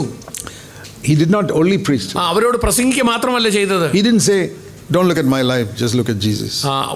പൗലോസ് ഒരിക്കലും പറഞ്ഞില്ല എൻ്റെ ജീവിതത്തെ നോക്കണ്ട, ക്രിസ്തുവിനെ മാത്രം നോക്കിയാൽ മതിയെന്ന്. Anybody who says, don't look at my life, but look at Jesus, should not open his mouth to preach God's word. അതെ, എൻ്റെ ജീവിതം നോക്കണ്ട, യേശുവിനെ മാത്രം നോക്കിയാൽ മതിയെന്ന് ആരെങ്കിലും പ്രസംഗിക്കുന്നെങ്കിൽ അദ്ദേഹത്തിൻ്റെ പ്രസംഗമേ കേൾക്കരുത്.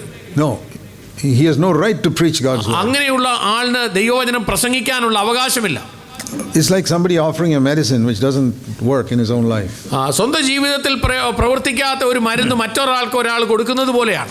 Supposing I am selling an oil here which is guaranteed to restore hair on your head. ഒരു പക്ഷെങ്കിൽ ഞാൻ നിങ്ങളുടെ തലയിലെ മുടി കിളിക്കാൻ പറ്റിയ ഒരു മരുന്ന് ഞാൻ നിങ്ങൾക്ക് തരികയാണ്. Guaranteed. ഞാൻ 100% ഗ്യാരണ്ടി പറഞ്ഞാണ് ഈ മരുന്ന് തരുന്നത്. How many of you will buy it? ഞാനാണ് തരുന്നതെങ്കിൽ നിങ്ങൾ എത്ര പേര് വാങ്ങിക്കും? Supposing I say, don't look at me, but look at this medicine is good. നിങ്ങൾ എന്നെ നോക്കണ്ട, പക്ഷെ ഞാൻ തരുന്ന ഈ മരുന്ന് മാത്രം നോക്കിയാൽ മതി. That is exactly how today's preachers are. ഇന്നത്തെ പ്രസംഗികളെല്ലാം അത് ശരിക്കും അതുപോലെയാണ്. If it doesn't work in your life, why in the world are you offering it to other people? നിന്റെ ജീവിതത്തിൽ പ്രവർത്തിക്കാത്ത ഈ കാര്യം നീ എന്തിനാ മറ്റുള്ളവർക്ക് വാഗ്ദാനം ചെയ്യുന്നു? Go and do something else. Go and do business or something, but don't preach the മറ്റെന്തെങ്കിലും gospel. ജോലി വ്യവഹാരം ചെയ്തുകൂടെ? Christianity would be much better off if all these pastors go and do something else. ഇങ്ങനെ പ്രസംഗിക്കുന്ന പാസ്റ്റർമാരൊക്കെ മറ്റു പല ജോലിയോ ബിസിനസ്സോ ചെയ്തിരുന്നെങ്കിൽ ക്രിസ്ത്യാനിത്വം എത്രയോ നന്നാവുമായിരുന്നു. Follow me as I follow Christ. പൗലോസ് പറയുന്നത് ഞാൻ ക്രിസ്തുവിന്റെ അനുകാരി ആയിരിക്കുന്നത് പോലെ നിങ്ങൾ എൻ്റെ അനുകാരികളാകുക. He said, look at my life. പൗലോസ് പറയുന്നത് എൻ്റെ ജീവിതത്തെ നോക്കുക. He didn't say, don't look at my life. എൻ്റെ ജീവിതം നോക്കണ്ടെന്ന് പൗലോസ് പറഞ്ഞില്ല. He says, I'm not perfect, but you can look at my life. ഞാൻ തികഞ്ഞവനല്ല, പക്ഷേ എങ്കിലും നിങ്ങൾ എൻ്റെ ജീവിതം നോക്കുക. I haven't reached 10,000 meters. ഞാൻ 10,000 മീറ്റർ ഉയരത്തിൽ എത്തിയിട്ടില്ല. Maybe I have reached 5,000 meters. ഒരു പക്ഷേ ഞാൻ 5,000 മീറ്ററേ എത്തിയുള്ളൂ. So I can tell people who are at 1,000 meters, please follow me. എന്നാൽ എന്നെക്കാട്ട് താഴെ 1000 മീറ്റർ എത്തിയവരോട് എനിക്ക് തീർച്ചയായിട്ടും പറയാൻ പറ്റും, നിങ്ങൾ എന്നെ അനുഗമിക്കുക. That's how every one of us should be. നമ്മൾ ഓരോരുത്തരും അങ്ങനെ ആയിരിക്കണം. Somebody in the church is younger than you spiritually. ഒരു പക്ഷേ നിങ്ങളെക്കാട്ടിൽ പ്രായത്തിൽ കുറഞ്ഞവരായിരിക്കും നിങ്ങളുടെ സഭയിലുള്ള ചിലർ. Everyone has got somebody younger than you spiritually. നിങ്ങൾക്ക് ഓരോരുത്തർക്കും ആത്മീയമായിട്ട് നിങ്ങളെക്കാട്ടിൽ പ്രായം കുറഞ്ഞവരുണ്ടാകും. You should be able to say to them, follow me as I follow Christ. അവരോട് പറയുവാൻ നമുക്ക് കഴിയണം, ഞാൻ ക്രിസ്തുവിനെ പിൻപറ്റുന്ന പോലെ നിങ്ങൾ എന്നെ പിൻപറ്റുക. Maybe you have climbed only 100 meters. നിങ്ങൾ 100 മീറ്റർ മാത്രമേ കയറിയുള്ളെങ്കിലും. Okay, there are some guys behind you who are only 10 meters. ഒരു പക്ഷേ 10 മീറ്റർ മാത്രം കയറിയ ചിലർ നിങ്ങളുടെ പുറകെ ഉണ്ടാകും. You can tell them, follow me as I follow Christ. ഞാൻ ക്രിസ്തുവിനെ പിൻപറ്റുന്നത് പോലെ നിങ്ങൾ എന്നെ പിൻപറ്റുവെന്ന് അവരോട് പറയുവാൻ നമുക്ക് കഴിയണം. As I'm following Paul and as others who are following after Jesus Christ. ഞാൻ പൗലോസിനെ പിൻപറ്റുന്നത് പോലെ ചിലരെ ക്രിസ്തുവിനെ പിൻപറ്റുന്നത് പോലെ. This is the message we preach in the church, which is hardly preached anywhere. ഇങ്ങനെയുള്ള സന്ദേശമാണ് നാം നമ്മുടെ സഭകളിൽ പ്രസംഗിക്കുന്നത്. എന്നാൽ ഇങ്ങനെയുള്ള സന്ദേശം മറ്റ് പല സഭകളിലും പ്രസംഗിക്കപ്പെടുന്നില്ല. You have heard many preachers. Have you heard anyone say, follow me as I follow Christ? അനേക പ്രസംഗിക്കാൻ നിങ്ങൾ കേട്ടിട്ടുണ്ടോ? ആരെങ്കിലും പറയുന്നത് കേട്ടിട്ടുണ്ടോ, ഞാൻ ക്രിസ്തുവിനെ പിൻപറ്റുന്ന പോലെ നിങ്ങൾ എന്നെ പിൻപറ്റുവീൻ? Almost everybody says, don't look at me. എന്നാൽ മിക്കവാറും ആൾക്കാർ പറയുന്നത് നിങ്ങൾ എന്നെ നോക്കണ്ട. Then why are you preaching the gospel? അങ്ങനെയാണെങ്കിൽ നിങ്ങൾ എന്തിനാണ് ഈ സന്ദേശം പ്രസംഗിക്കുന്നത്? Go and do something else if it doesn't work. നിങ്ങൾ പോയി മറ്റു വല്ല ജോലിയും ബിസിനസ്സും ചെയ്യുക. If it doesn't work in your life, you should not be preaching. നിങ്ങളുടെ ജീവിതത്തിൽ പ്രവർത്തിക്കാത്ത ഒരു കാര്യം നിങ്ങൾ മറ്റുള്ളവരോട് എന്തിനാണ് പ്രസംഗിക്കുന്നത്? We are very strong on that. ഈ കാര്യത്തിൽ നാം വളരെ ശക്തമായ ഒരു നിലപാടാണ് നമുക്കുള്ളത്. Now because our 1,000 messages of mine are on YouTube. ഏകദേശം 1000-ൽ ശിഷ്ടം എൻ്റെ സന്ദേശങ്ങൾ യൂട്യൂബിൽ കിടപ്പുണ്ട്. There are many preachers around the world who listen to it and are preaching it in their churches. അനേക ലോകത്തിലുള്ള അനേക in many denominations. പല സഭാ വിഭാഗത്തിലുള്ള ആൾക്കാരും ഈ സന്ദേശം കേട്ടിട്ട് അവരുടെ സഭകളിൽ ഇതൊക്കെ പ്രസംഗിക്കുന്നുണ്ട്. Not to lead people to godliness. ദൈവഭക്തിയിലേക്കൊന്നും ആൾക്കാരെ നടത്താൻ വേണ്ടിയല്ല, to get some honor for themselves. അവർക്ക് സ്വയമായിട്ട് ഇത് ഈ ഒരു വിഷയങ്ങൾ പ്രസംഗിച്ച അതിന് ബഹുമാനം ലഭിക്കേണ്ടത്. Too lazy to study the scriptures and find something from God themselves. ദൈവവചനം സ്വയമായിട്ട് പഠിച്ച് ദൈവത്തിൽ നിന്ന് നേരിട്ട് ചിലത് ലഭിക്കാൻ അലസരാണ്. So they listen to a message and then go and preach that. അതുകൊണ്ട് അവരിങ്ങനെയുള്ള സന്ദേശങ്ങളൊക്കെ കേട്ടിട്ട് അത് പ്രസംഗിക്കും. Some people ask me, Brother Zach, can we preach what we heard from you? ചിലരോട് ചോദിക്കാറുണ്ട്, ഞാൻ കേട്ട ഈ കാര്യങ്ങൾ എനിക്ക് പ്രസംഗിക്കാൻ പറ്റുമോ? I said yes on two conditions. ഞാൻ പലപ്പോഴും പറയാറുണ്ട്, നിങ്ങൾക്ക് അത് ചെയ്യാം, പക്ഷേ രണ്ട് വ്യവസ്ഥയുണ്ട്. One, you must first live it. ഒന്ന്, നിങ്ങൾ അതനുസരിച്ച് ജീവിക്കാൻ ശ്രമിക്കണം. If you are living it, then you can preach it. നിങ്ങൾ അതനുസരിച്ച് ജീവിക്കുകയാണെങ്കിൽ തീർച്ചയായിട്ടും നിങ്ങൾക്ക് അതനുസരിച്ച് പ്രസംഗിക്കാൻ പറ്റും. And secondly, you must not preach it to make money. രണ്ടാമത്, ഇത് പ്രസംഗിച്ചിട്ട് പണം ഉണ്ടാക്കാനായിട്ട് നിങ്ങൾ ഇത് പ്രസംഗിക്കണം. If you are preaching it to get a salary, then please don't preach it. ഒരു പ്രതിഫലം ലഭിക്കാൻ വേണ്ടിയാണ് നിങ്ങൾ ഇത് പ്രസംഗിക്കുന്നതെങ്കിൽ ഒരിക്കലും ഇത് പ്രസംഗിക്കരുത്. Only two conditions. ഈ രണ്ട് വ്യവസ്ഥയെ ഞാൻ പറയാറുള്ളൂ. But most people who are preaching it don't fulfill these conditions. എന്നാൽ ഈ പ്രസംഗിക്കുന്ന പലരും ഈ വ്യവസ്ഥകൾ പാലിക്കാറില്ല. They don't live it. അവരെ ജീവിക്കാറില്ല. And they do it for a salary. അവര് പ്രതിഫലത്തിന് വേണ്ടിയാണ് ചെയ്യുന്നത്. Well, God is their judge. ദൈവമാണ് അവരുടെ ന്യായാധിപതി. I am not here to judge them. ഞാൻ അവരെ വിധിക്കുന്നില്ല. But there's a very important function to be fulfilled in our CFC churches. എന്നാൽ നമ്മുടെ സഭകളിൽ നാം പ്രാവർത്തികമാക്കേണ്ട ഒന്ന് രണ്ട് പ്രത്യേകമായിട്ടുള്ള ദൗത്യങ്ങളുണ്ട്. See, in Mark chapter 9, മർക്കോസിന്റെ സുവിശേഷം അതിന്റെ 9-ാം അധ്യായം, Jesus said, യേശു പറഞ്ഞു, truly I say to you, verse 1, there are those who are standing here who will not die till they see the kingdom of God come with power. പിന്നെ അവൻ അവരോട്, ദൈവരാജ്യം ശക്തിയോടെ വരുന്നത് കാണുവോളം മരണം ആസ്വദിക്കാത്തവർ ചിലർ ഈ നിൽക്കുന്നവരുണ്ട് എന്ന് ഞാൻ സത്യമായിട്ട് നിങ്ങളോട് പറയുന്നു എന്ന് പറഞ്ഞു. What does that mean? ഇതിന്റെ അർത്ഥം എന്താണ്? If Jesus is talking about the coming of God's kingdom where Jesus is going to rule over the whole earth, യേശു രാജാവായിട്ട് ലോകം മുഴുവൻ ഭരിക്കുന്ന ആ ഒരു കാലഘട്ടത്തെ ഉദ്ദേശിച്ചാണോ യേശു ഈ പറഞ്ഞത്? then it has not yet come. അങ്ങനെയാണെങ്കിൽ അത് വന്നിട്ടില്ല. Then was he telling them that some of them would live for 2000 years? അതോ 2000 വർഷത്തോളം ചിലർ ജീവിച്ചിരിക്കുമെന്ന് ഉദ്ദേശിച്ചാണോ യേശു പറഞ്ഞത്? But there's nobody who stood there who is living today. ഇന്ന് അന്നുള്ള കൂട്ടത്തിൽ ആരും തന്നെ ഇന്ന് ജീവിച്ചിരിപ്പില്ല. Did he make a mistake? അങ്ങനെയാണെങ്കിൽ യേശു പറഞ്ഞതിനകത്ത് എന്തെങ്കിലും തെറ്റുണ്ടോ? Or have we understood it wrongly? അതോ നമ്മൾ തെറ്റായിട്ട് അത് മനസ്സിലാക്കിയതാണോ? Whenever I read the Bible, I will never say Jesus made a mistake. I say I have not understood it properly. That's the problem. ഞാൻ വേദപുസ്തകം വായിക്കുമ്പോൾ ഒരിക്കലും യേശുവിന് തെറ്റുപറ്റിയെന്ന് ഞാൻ പറയാറില്ല, പക്ഷേ എനിക്ക് ശരിയായത് മനസ്സിലാക്കുവാൻ കഴിഞ്ഞില്ല എന്ന് മാത്രമേ ഞാൻ ധരിക്കുകയുള്ളൂ. You say that's a difficult verse to understand. ഇത് മനസ്സിലാക്കുവാൻ അല്പം പ്രയാസമുള്ള ഒരു വാക്യമാണെന്ന് ഒരുപക്ഷെ തോന്നിയേക്കാം. If you compare scripture with scripture, you'll understand it. എന്നാൽ ദൈവവചനത്തോട് ചേർത്ത് നമ്മൾ പഠിച്ചാൽ നമുക്കത് മനസ്സിലാകും. So I see one word here. ഇവിടെ ഒരു വാക്യം ഞാൻ കാണുന്നു. The word, the kingdom of God coming with power.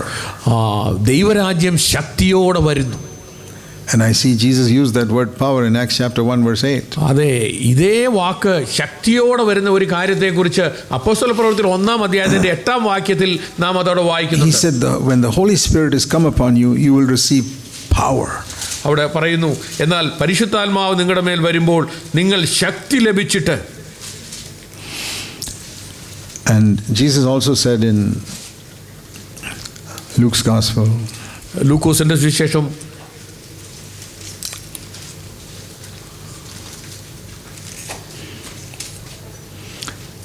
he spoke about the kingdom of God coming with power. ദൈവരാജ്യം ശക്തിയോടെ വരുന്നതിനെക്കുറിച്ച് കർത്താവ് പറഞ്ഞു. In Matthew chapter 12, Mathai 12, where he was casting out demons, ഒരു ഭൂതത്തെ കർത്താവ് പുറത്താക്കുമ്പോൾ he said in Matthew 12 verse 28, Mathai 12ന്റെ 28-ാം വാക്യം, if I cast out demons by the Spirit of God, then the kingdom of God has come upon you. ദൈവാത്മാവിനാൽ ഞാൻ ഭൂതങ്ങളെ പുറത്താക്കുന്നുവെങ്കിലോ ദൈവരാജ്യം നിങ്ങളുടെ അടുക്കൽ വന്നെത്തിയിരിക്കുന്നു സ്പഷ്ടം. So the coming of the Holy Spirit was the coming of the kingdom of God with power. പരിശുദ്ധാത്മാവ് ശക്തിയോടെ വരിക എന്ന് പറഞ്ഞാൽ ദൈവരാജ്യം ശക്തിയോടെ വരിക എന്നതാണ് അതിൻ്റെ അർത്ഥം. That's the meaning of what Jesus said in Mark chapter 9. മർക്കോസിന്റെ സുവിശേഷം 9-ാം അധ്യായത്തിൽ ദൈവരാജ്യം ശക്തിയോടെ വരുന്നു എന്ന് യേശു പറഞ്ഞതിന്റെ അർത്ഥം ഇതാണ്. It happened on the day of Pentecost. അത് സംഭവിച്ചത് Pentecost ദിവസത്തിലാണ്. So when you turn to the day of Pentecost, Pentecost ദിവസത്തിലേക്ക് നമ്മൾ നോക്കിയാൽ there were all these people waiting, 120 people waiting in prayer. ഏകദേശം 120 പേരോളം അവിടെ പ്രാർത്ഥനയോടെ കാത്തിരിക്കുകയായിരുന്നു. they suddenly became one. പെട്ടെന്ന് അവർ ഒന്നായി, ഒരു മനസ്സോടെയായി. There were 120 separate individuals. ഏകദേശം 120 വ്യക്തികൾ, സെപ്പറേറ്റ് വേറെയുള്ള വ്യക്തികൾ. And the Holy Spirit came like fire. അഗ്നിയായിട്ടാണ് പരിശുദ്ധാത്മാവുടെ മധ്യത്തിലേക്ക് വന്നത്. It was like taking these 120 individual pieces of iron and putting in the furnace. ഏകദേശം ഒരു 120 പീസ് ഇരുമ്പിന്റെ കഷ്ണങ്ങൾ ഒന്നിച്ചൊരു തീക്കകത്തോട്ട് ഇട്ടാൽ And it came out as one. അത് ഒരു പീസായിട്ട് ഉരുകിച്ചേരുന്നത് പോലെ 120 people became one. 120 ആൾക്കാർ ഒന്നായി മാറി. That was the kingdom of God, the church. അതാണ് ദൈവരാജ്യം. And that was the formation of the church. അവിടെയാണ് സഭയുടെ അടിസ്ഥാനം ഇട്ടത്. So I see that the church is supposed to demonstrate the kingdom of God in power. അതെ, സഭ ദൈവരാജ്യം ശക്തിയോടെ വെളിപ്പെടുത്തുക എന്നതാണ് സഭയുടെ ദൗത്യം. A power to become one without fighting and quarreling with each other. അന്യോന്യം വഴക്കും ശണ്ടയും ഇടാതെ ഒന്നായി തീരുക എന്നുള്ളത്. But bearing with one another. അന്യോന്യം സഹിക്കുക. You know, that's why in the epistles it speaks a lot about the unity of believers. അതുകൊണ്ടാണ് വിശ്വാസികൾ തമ്മിലുള്ള ഐക്യത്തെക്കുറിച്ച് ലേഖനങ്ങളിൽ നാം തുടർമാനമായിട്ട് കാണുന്നത്. See, if these 120 remained as 120 individuals, then we say the kingdom of God has not yet come. ഈ 120 പേരും 120 വ്യത്യസ്ത വ്യക്തികളായിട്ടാണ് തുടർന്നു പോയതെങ്കിൽ അങ്ങനെയെങ്കിൽ ദൈവരാജ്യം ശക്തിയോടെ വന്നില്ല എന്ന് നമ്മൾ മനസ്സിലാക്കണം. That's how it was. Old covenant was like that. പഴയ നിയമം അങ്ങനെയായിരുന്നു. The people in Israel were not one under Moses. മോശയുടെ കീഴിൽ ഇസ്രായേൽ ജനം ഒന്നായിരുന്നില്ല. They could not be one until the Holy Spirit came. പരിശുദ്ധാത്മാവ് വരുന്നിടം വരെ അവർക്ക് ഒന്നായി തീരുവാൻ കഴിഞ്ഞിരുന്നില്ല. The Bible speaks about the unity of the Holy Spirit. പരിശുദ്ധാത്മാവിലുള്ള ഐക്യതയെക്കുറിച്ച് ദൈവവചനം പറയുന്നു. And that is another thing which is very difficult to find. ഇന്ന് വളരെ കണ്ടെത്തുവാൻ വളരെ വിഷമമുള്ള ഒരു കാര്യമാണത്. Jesus prayed that they may become one. കർത്താവ് പറഞ്ഞു ഇവരെ ഒന്നായി തീരണമെന്നാണ് കർത്താവ് പ്രാർത്ഥിച്ചത്. And that is the purpose of the baptism in the Holy Spirit. പരിശുദ്ധാത്മാവിന്റെ അഭിഷേകത്തിന്റെ ഉദ്ദേശം അതാണ്. And that happened on the day of Pentecost. അത് സംഭവിച്ചത് Pentecost ദിവസത്തിലാണ്. Now if you want to know how difficult it is for two people to become one, രണ്ട് പേരെ ഒന്നായി തീരുക എന്നുള്ളത് എത്ര പ്രയാസമേറിയ കാര്യമാണ് എന്ന് നിങ്ങൾക്ക് അറിയാമോ? Go and ask any married couple. വിവാഹ ജീവിതത്തിലേക്ക് പ്രവേശിച്ച ഭാര്യാഭർത്താക്കന്മാരോട് പോയി ചോദിക്കുക. It's difficult for a husband and wife to be one. ഒരു ഭാര്യയും ഭർത്താവും ഒന്നായി ചേരുക എന്നുള്ളത് ബുദ്ധിമുട്ടുള്ള ഒരു കാര്യമാണ്. It's possible. എന്നാൽ അത് സാധ്യമുള്ള കാര്യവുമാണ്. But it's difficult. പക്ഷേ അത് പ്രയാസമാണ്. Imagine building a church with people becoming one. അതുപോലെ അനേകരെ ചേർത്ത് ഒരു സഭ പണിയുക എന്നതും അങ്ങനെ പ്രയാസമുള്ള ഒരു കാര്യമാണ്. 120 people becoming one. 120 പേർ ഒന്നായി തീരുക. That was the kingdom of God coming in power. അതാണ് ദൈവരാജ്യം ശക്തിയോടെ വരുന്നത് എന്ന് പറഞ്ഞതിന്റെ അർത്ഥം. And that is what we are called to demonstrate. ആ ഒരു കാര്യമാണ് പ്രവൃത്തിപഥത്തിൽ കാണിക്കുവാൻ നമ്മളെ വിളിച്ചിരിക്കുന്നത്. And that also is not being proclaimed. അതും ഇന്ന് പ്രസംഗിക്കപ്പെടുന്നില്ല. That the church is the body of Christ. ക്രിസ്തുവിന്റെ ശരീരമാണ് സഭ എന്നുള്ള ആ ഒരു സത്യം അധികം പ്രഘോഷിക്കപ്പെടുന്നില്ല. Every local church must be a representation of the body of Christ. ഓരോ സ്ഥലം സഭയും കർത്താവായ യേശുക്രിസ്തുവിന്റെ ശരീരത്തിന്റെ ഒരു പ്രകടനമായിരിക്കണം. Not unity like a lot of things put together in one box. അനേക സാധനങ്ങൾ ഒന്നിച്ച് ഒരു പെട്ടിക്കകത്ത് ഇട്ട് അതുപോലെയുള്ള ഒരു ഐക്യതയല്ല. The unity like a body when they're all linked together. എന്നാൽ അനേക സാധനം ചേർത്ത് ഒരു ശരീരമായി തീരുന്ന പോലെ, where each cares for the other. ഇവിടെ ഓരോരുത്തരും മറ്റുള്ളവർക്ക് വേണ്ടി കരുതുകയും അന്യോന്യം ആ വിധത്തിൽ ഐക്യതയോടെ നിൽക്കുകയും ചെയ്യുന്ന ഒരവസ്ഥ. Where do we see that being emphasized? ഈ കാര്യങ്ങളൊക്കെ ഊന്നൽ കൊടുത്ത് പ്രസംഗിക്കുന്ന എവിടെയാണ് നാം കാണുന്നത്? Where do we see preachers and pastors trying to build that? ആ വിധത്തിലുള്ള ഒരു ശരീരം പണിയുന്നത് എവിടെയാണ് പാസ്റ്റർമാരും പ്രസംഗികളും ചെയ്യുന്നത് നാം കാണുന്നത്? People ask me this question. അനേകർ എന്നോട് ഇങ്ങനെ ചോദ്യം ചോദിക്കാറുണ്ട്. Brother Zach, whom will you invite to preach in your church in Bangalore? Brother Zach, നിങ്ങളുടെ ബാംഗ്ലൂരിലെ സഭയിൽ എങ്ങനെയുള്ള വ്യക്തികളെയാണ് നിങ്ങൾ പ്രസംഗിക്കാൻ ക്ഷണിക്കുന്നത്? Christendom is full of people who have a great lust to preach. ക്രിസ്തീയ ഗോളം മുഴുവനും പ്രസംഗിക്കാൻ ഭയങ്കര താല്പര്യമുള്ള ആഗ്രഹമുള്ള ആൾക്കാരെ കൊണ്ട് നിറഞ്ഞിരിക്കുകയാണ്. Maybe some of you are like that. ഒരുപക്ഷെ നിങ്ങളിൽ ചിലർക്കും അങ്ങനെ ഒരു ആഗ്രഹം കാണും. I say, before you preach, think about this. നിങ്ങൾ പ്രസംഗിക്കുന്നതിന് മുമ്പ് ഈ കാര്യം നിങ്ങൾ ശ്രദ്ധിക്കുക. I've told people this is my answer. ഞാൻ ആൾക്കാരോട് പറഞ്ഞു എൻ്റെ ഉത്തരം ഇതാണ്. I say, first of all, I want to see if the person is a humble person. ഒന്നാമതായിട്ട് ഈ വ്യക്തി എളിമയുള്ള ഒരു വ്യക്തിയാണോ എന്ന് നോക്കണം. Is he someone who treats all people equally? എല്ലാവരെയും ഒരുപോലെ കാണുന്ന ഒരാളാണോ? Rich and poor, educated and uneducated. സമ്പന്നനോ ദരിദ്രനോ വിദ്യാസമ്പന്നനോ വിദ്യാഹീനനോ. People of his community and people of another community. സ്വന്തം കമ്മ്യൂണിറ്റിയിലുള്ള ആളോ മറ്റൊരു കമ്മ്യൂണിറ്റിയിലുള്ള ആളോ. That means he is really humble like Jesus was. യേശു എങ്ങനെ എത്രത്തോളം എളിമയുള്ളവനായിരുന്നു അതുപോലെ എളിമയുള്ള ഒരു വ്യക്തി. And secondly, I say I want to see what his attitude to money is.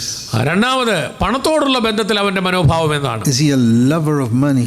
അവന് പണത്തെ സ്നേഹിക്കുന്ന വ്യക്തിയാണോ? Then I will not invite him. അങ്ങനെയെങ്കിൽ ഞാൻ അവനെ ക്ഷണിക്കില്ല.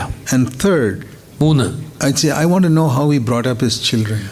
തന്റെ മക്കളെ എങ്ങനെയാണ് അവൻ വളർത്തിക്കൊണ്ട് വന്നത് എന്നുള്ളത് കാണുവാൻ ഞാൻ Not whether his children are preachers. അവന്റെ മക്കള് പ്രസംഗികരാണോ എന്നുള്ളതല്ല. But are they born again? അവർ വീണ്ടും ജനിക്കപ്പെട്ടവരാണോ? Are they trying to follow Jesus? അവർ യേശുവിനെ പിൻപറ്റുവാൻ ആഗ്രഹിക്കുന്നവരാണോ? That's what I like to see. അതാണ് ഞാൻ കാണുവാൻ ആഗ്രഹിക്കുന്നത്. Because കാരണം children know us better than anybody else. കാരണം മറ്റെല്ലാവരെക്കാളും അധികമായിട്ട് നമ്മളെ മനസ്സിലാക്കുന്നത് നമ്മുടെ കുഞ്ഞുങ്ങളാണ്. See, you can fool everybody in the church, but you can't fool your children. സഭയിലുള്ള മറ്റെല്ലാവരെയും ഒരുപക്ഷെ നമുക്ക് കബളിപ്പിക്കാൻ പറ്റുമായിരിക്കാം, പക്ഷേ നമ്മുടെ സ്വന്തം കുഞ്ഞുങ്ങളെ നമുക്ക് കബളിപ്പിക്കാൻ പറ്റുകയില്ല. They know exactly what you're like, how you live at home. നിങ്ങൾ എങ്ങനെയാണ് നിങ്ങളുടെ സ്വന്തം വീട്ടിൽ താമസിക്കുന്നുള്ളതെന്നുള്ള വ്യക്തമായ ഒരു ബോധ്യം അവർക്കുണ്ട്. And if they go after the world, അവർ ലോകത്തിലേക്ക് പോയാൽ, they become worldly. Our ലോകമയന്മാരായാൽ, that proves that that's what they saw in your home. കാരണം അവർ നിങ്ങളുടെ വീട്ടിൽ കണ്ട കാര്യം അതാണ്, അതുകൊണ്ടാണ് അവർ അങ്ങനെ ആയത്. That's the third thing I see. അതാണ് ഞാൻ നോക്കുന്ന മൂന്നാമത്തെ കാര്യം. Many preachers, their children are absolutely worldly. അനേക പ്രസംഗങ്ങളുടെയും അവരുടെ മക്കള് തികച്ചും ലോകമയരാണ്. Their whole interest is in the things of the world. അവർ ലോകത്തിലുള്ള വിഷയങ്ങളിലാണ് അവരുടെ താല്പര്യങ്ങൾ മുഴുവൻ. That's what they saw in their home. കാര്യം അവരുടെ വീട്ടിൽ അവർ അതാണ് കണ്ടു വളർന്നത്. Then the other thing I want to see is, അടുത്ത കാര്യം ഞാൻ കാണുവാൻ ആഗ്രഹിക്കുന്നത്, what are his co-workers like? അവന്റെ സഹപ്രവർത്തകർ എങ്ങനെയുള്ളവരാണ്. See, a godly man will have godly co-workers. ഒരു ദൈവഭക്തിയുള്ള മനുഷ്യന് ആ വിധത്തിൽ ദൈവഭക്തിയുള്ള സഹപ്രവർത്തകരായിരിക്കും ഉണ്ടായിരിക്കും. If I look at Timothy, I know what Paul is like. തിമോത്തിയെ നോക്കിയാൽ എനിക്ക് പൗലോസ് എങ്ങനെയുള്ളവനാണെന്ന് പറയുവാൻ പറ്റും. If Timothy was a worldly person, I say Paul is also. Timothy ഒരു ലൗകികനായിരുന്നെങ്കിൽ തികച്ചും പൗലോസും ഒരു ലൗകികനാണെന്ന് ഞാൻ ധരിച്ചേനെ. Because a person's close co-workers are an indication. ഒരു വ്യക്തിയുടെ അടുത്ത സഹപ്രവർത്തകന്റെ സ്വഭാവം എന്തോ അതുപോലെ ആയിരിക്കും മറ്റേ വ്യക്തിയും എന്ന് നമുക്കറിയാം. Finally, അവസാനമായി I ask this question: has he built a local church somewhere like a body of Christ? ക്രിസ്തുവിന്റെ ശരീരമാകുന്ന ഒരു സഭ എവിടെയെങ്കിലും പണിയുവാൻ ഇങ്ങനെ ഒരു വ്യക്തിക്ക് കഴിഞ്ഞിട്ടുണ്ടോ? Or he's just a preacher? അതോ വെറും ഒരു പ്രസംഗി മാത്രമാണോ? There are a lot of people who criticize what I preach. ഞാൻ പ്രസംഗിക്കുന്നതിനെ വിമർശിക്കുന്ന അനേകരുണ്ട്. But I found one thing. ഒരു കാര്യം ഞാൻ കണ്ടു. All of them have never built a local church themselves. പക്ഷേ അങ്ങനെയുള്ളവർ ആരും സ്വയമായിട്ട് ഒരു സഭ പണിതവരല്ല. So I tell people who criticize me, എന്നെ വിമർശിക്കുന്നവരോട് ഞാൻ പറയാറുണ്ട്, brother, have you built a local church? Can I come and see it? സഹോദര, നിങ്ങൾ സ്വയമായിട്ടൊരു സഭ പണിതോ? എനിക്കതൊന്ന് വന്ന് കാണാൻ പറ്റുമോ? One local church. ഏതെങ്കിലും ഒരു സഭയെങ്കിലും നിങ്ങൾക്ക് സ്വയമായിട്ട് പണിയുവാൻ കഴിഞ്ഞോ? If not, ഇല്ലെങ്കിൽ I would suggest to you very humbly, അല്ലെങ്കിൽ ഞാൻ നിങ്ങളോട് പറയാം, വളരെ എളിമയോടെ പറയുന്നു, please keep your mouth shut and go and do that first. നിങ്ങൾ നിശബ്ദനായിട്ട് ആദ്യം പോയി അത് ചെയ്യുക. People are so ready to find fault and criticize and think they know so much. അവർക്ക് വളരെ കാര്യം അറിയാമെന്ന് പറഞ്ഞ് നമ്മുടെ കുറ്റം കണ്ടുപിടിക്കുകയും നമ്മളെ വിമർശിക്കുകയും ചെയ്യുവാൻ വളരെ എളുപ്പമാണ്. Anytime you get high thoughts about yourself, നിങ്ങളെക്കുറിച്ച് തന്നെ നിങ്ങൾക്ക് ഏതെങ്കിലും സമയത്ത് ആ വിധത്തിൽ ഉന്നത ഭാവം ഉണ്ടായാൽ, just ask yourself, what has God been able to do through you? Has he built a church? നിങ്ങൾ ഈ കാര്യം മാത്രം ചിന്തിക്കുക, ദൈവത്തിന് നിങ്ങളിൽ കൂടി എന്തൊരു പ്രവൃത്തിയാണ് ഇതുവരെ ചെയ്യുവാൻ കഴിഞ്ഞത്?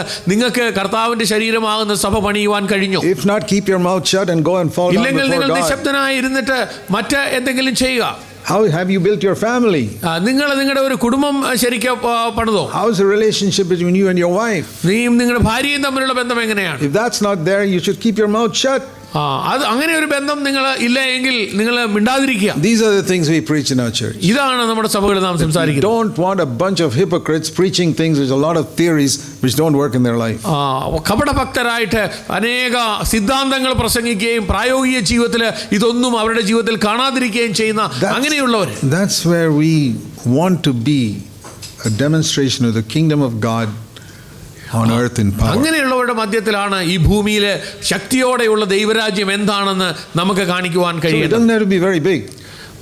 നമ്മള് Besides the church, നമ്മള് വലിപ്പത്തിൽ അത്ര വലിയ സഭയൊന്നും ആയിരിക്കില്ല. it can be a very small one, but it's a demonstration of what the body of ഒരു പക്ഷേ Christ. സഭ വളരെ ചെറുതാണെങ്കിലും ചെറിയ സഭയാണെങ്കിലും അത് ക്രിസ്തുവിന്റെ ശരീരത്തിന്റെ ഒരു പകർപ്പായിരിക്കും. So as I said, not perfect, നാം പൂർണ്ണരല്ല, but pressing on to perfection. എന്നാൽ നാം പൂർണ്ണതയിലേക്ക് നടക്കുന്നവരാണ്. We don't have to condemn ourselves because we haven't reached the top of the mountain. നാം പൂർണ്ണത പ്രാപിച്ചില്ല എന്നുള്ളത് ഓർത്ത് നാം നമ്മളെ തന്നെ കുറ്റം വിധിക്കേണ്ടതില്ല. But are you just sitting at the bottom or are you pressing on to the top? അതോ നിങ്ങൾ ഇപ്പോഴും ഈ അടിവാരത്തിൽ തന്നെ നിൽക്കുകയാണോ അതോ നിങ്ങൾ കയറുവാൻ വേണ്ടി മുകളിലേക്ക് പോയി തുടങ്ങിയോ? So if you're a part of this church, നിങ്ങൾ ഈ സഭയുടെ ഒരു ഭാഗമാണെങ്കിൽ you should be pressing on to perfection even if you're at 10 feet. നിങ്ങൾ വെറും 10 അടി മാത്രമേ ഉയരത്തിൽ കയറിയുള്ളെങ്കിലും നിങ്ങൾ മുന്നോട്ട് പോകുവാനുള്ള ഒരു താല്പര്യം നിങ്ങൾക്കുണ്ടായിരിക്കും. You shouldn't be in the same place 1 year from now. ഇപ്പോൾ ഒരു വർഷം കഴിയുമ്പോഴത്തേക്ക് നിങ്ങൾ ഇപ്പോഴായിരിക്കുന്ന അവസ്ഥയിൽ തന്നെ ആയിരിക്കരുത്, നിങ്ങൾ മുന്നോട്ട് പോകണം. If I ask a child, ഞാനൊരു കുഞ്ഞിനോട് ചോദിക്കുകയാണ്, son, which class are you in? നീ ഇപ്പോൾ ഏത് ക്ലാസ്സിലാണ് പഠിക്കുന്നത്? He says, uncle, I'm in 3rd standard. ഞാൻ 3ാം ക്ലാസ്സിലാണ് പഠിക്കുന്നത്. Next year I ask him, അടുത്ത വർഷം ഞാൻ അവനോട് ചോദിക്കുന്നു, which class are you? ഏത് ക്ലാസ്സിലാണ് നീ പഠിക്കുന്നത്? I'm in 3rd standard. ഞാൻ 3ാം ക്ലാസ്സിലാണ്. So what happened? അപ്പോൾ എനിക്ക് സംശയമുണ്ട്, എന്ത് പറ്റി? We should ask the same question in a church. സഭയിലും നാം ഇത് തന്നെ ചോദിക്കണം. Why are you in the same state as you were last year? നിങ്ങൾ കഴിഞ്ഞ വർഷമായിരുന്നു അതേ നിലവാരത്തിലാണോ ഇപ്പോഴും ഇരിക്കുന്നത്? And if next year he tells me he's in 2nd standard, എന്നാൽ അടുത്ത വർഷം അവൻ പറയുകയാണ് ഞാൻ അടുത്ത വർഷം 2ാം ക്ലാസ്സിലാണെങ്കിൽ, I say you were 3rd last year. നീ കഴിഞ്ഞ വർഷം 3ാം ക്ലാസ്സിലായിരുന്നു, ഈ വർഷം 2ാം ക്ലാസ്സിലായി. This is the condition of many believers. അനേക വിശ്വാസികളുടെയും അവസ്ഥ ഇതാണ്. They are not going in the right direction. അങ്ങനെയെങ്കിൽ നാം ശരിയായ ദിശയിലല്ല പോകുന്നത്. Would you be concerned if your child sat in the same class for 1 year? നിങ്ങളുടെ കുഞ്ഞ് അടുത്ത വർഷവും അതേ ക്ലാസ്സിൽ തന്നെയാണ് ഇരിക്കുന്നതെങ്കിൽ നിങ്ങൾക്ക് അതിൽ ഭാരമുണ്ടോ? God is concerned when you're sitting in the same class. നിങ്ങൾ അങ്ങനെ ആരെങ്കിലും നിങ്ങളെക്കുറിച്ച് ദൈവത്തിന് ആ വിഷയത്തിൽ വിചാരമുണ്ട്. That child is not perfect. ഒരുപക്ഷെ ആ കുഞ്ഞ് തികഞ്ഞവനായി But കാണുകയില്ല, he's gone from 3rd standard to 4th standard. പക്ഷേ അവൻ 3ൽ നിന്ന് 4ലേക്ക് പോയി. That's what we emphasize in our church. ഈ ഒരു കാര്യമാണ് ഊന്നൽ കൊടുത്ത് നാം നമ്മുടെ സഭയിൽ Very സംസാരിക്കുന്നത്. important that our churches are encouraging people in this direction. ഈ ദിശയിലേക്ക് മറ്റ് വിശ്വാസികളെ ഉത്സാഹിപ്പിച്ച് കൊണ്ടുപോകണം എന്നുള്ളതാണ് നമ്മുടെ സഭയിൽ It's പഠിപ്പിക്കുന്നത്. not numbers. നാം എണ്ണത്തിന്റെ പെരുപ്പത്തിലല്ല. I'm never impressed by a lot of people coming. അനേകര് കടന്നു വരുന്ന വിഷയത്തിൽ ഞാൻ ആ വിഷയത്തിൽ ഞാൻ വലിയ താല്പര്യമുള്ളവനല്ല. Supposing 300-400 people sit here. ഒരുപക്ഷെ 300-400 പേര് ഇവിടെ ഇരിക്കുന്നുണ്ടെങ്കിൽ, They're always sitting in the kindergarten year after year. വർഷങ്ങൾ കഴിയുന്തോറും പിന്നെയും ഈ നഴ്സറി സ്കൂളിൽ മാത്രം ഇരിക്കുന്നവരാണെങ്കിൽ, I say, I don't want such a church. അങ്ങനെയുള്ള ഒരു സഭ എനിക്ക് ആഗ്രഹമില്ല. But that is the condition of many churches. എന്നാൽ അനേക സഭകളുടെ അവസ്ഥ അതാണ്. They are defeated in their personal life. They are defeated in their family life. അവരുടെ വ്യക്തിപരമായ ജീവിതത്തിൽ അവർ പരാജിതരാണ്, അവരുടെ കുടുംബജീവിതത്തിൽ അവർ പരാജിതരാണ്. All they say is, my sins are all forgiven and I'm on my way to heaven. അവരൊക്കെ പറയുമായിരിക്കും, ഞാൻ എൻ്റെ പാപങ്ങളെല്ലാം മോചിച്ചു, ഞാൻ എൻ്റെ സ്വർഗത്തിലേക്കുള്ള യാത്രയിലാണ്. But I'm defeated. പക്ഷേ ഞാൻ ഇന്നും പരാജിതനായിട്ട് പോവുകയാണ്. That's all right in the beginning. ഇത് ആരംഭകാലത്ത് അതൊക്കെ ശരിയാണ്. See, to be defeated by sin. പാപത്താൽ പരാജയപ്പെടുക എന്ന് പറഞ്ഞാൽ, I were to use an illustration. ഞാൻ നിങ്ങൾക്ക് ഒരു ഉദാഹരണം കാണിക്കാം. It's like a baby that's dirtying its diapers. കുഞ്ഞുങ്ങൾ അവരുടെ ഡയപ്പേഴ്സ് മലിനമാക്കുന്നത് പോലെ. It does not know how to go to the toilet. ടോയ്ലറ്റിൽ പോകുവാൻ കുഞ്ഞുങ്ങൾക്ക് അറിയില്ല. There's nothing wrong with that when a child is 1 year old. ഒരു വയസ്സുള്ള ഒരു കുഞ്ഞിനെ സംബന്ധിച്ച് അതിനകത്ത് യാതൊരു തെറ്റുമില്ല. But there's everything wrong with it if it is 10 years old and still like that.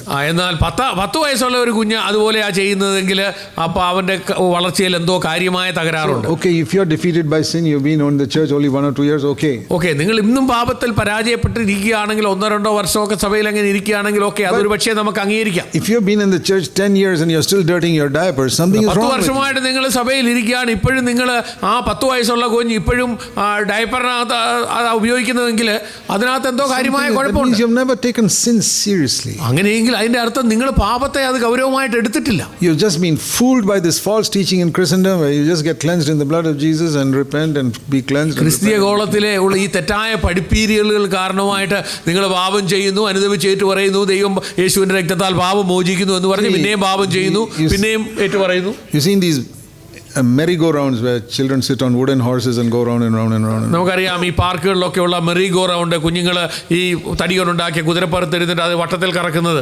They go so much distance but they are in the same place after. അവർ എത്ര ദൂരം അത് കറക്കിയാലും അവർ ആ പോയടത്ത് തന്നെ തിരിച്ചു വരും.